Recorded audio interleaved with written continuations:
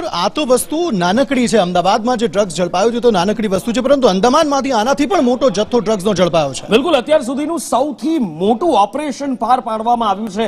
NCB, ATS અને coast guard દ્વારા સૌથી મોટું ઓપરેશન પાર પાડવામાં આવ્યું છે. અને અંકિત, આ જો કદાચ ઓપરેશન પાર ન પડ્યું હોત તો એક મોટો જથ્થો ઘૂસી ગયો હોત દેશની અંદર અને ખબર નહીં ક્યાં ક્યાં એ જથ્થો પહોંચી જાત. કેટલો મોટો જથ્થો હતો, કેમ આ સૌથી મોટું ઓપરેશન કહેવાય છે અને કેવી રીતે કઈ કઈ એજન્સીઓએ સાથે મળીને પાર પાડ્યું, જય પાસેથી જાણીએ.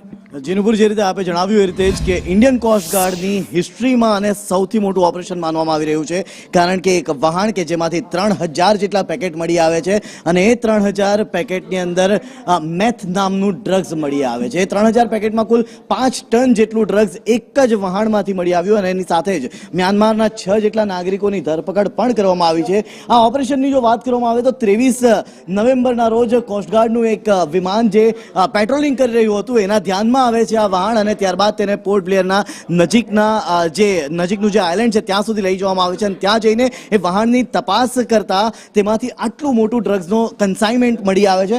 માનવામાં એવું પણ આવી રહ્યું છે નુપુર કે આ જે ડ્રગ્સ છે ભારત સહિત તેની આસપાસના દેશોમાં મોકલવામાં આવવાનું હતું, પરંતુ એ ડ્રગ્સ એ યુવાનો સુધી પહોંચે એ પહેલા ઝડપાઈ ગયું છે. નુપુર, ડ્રગ્સ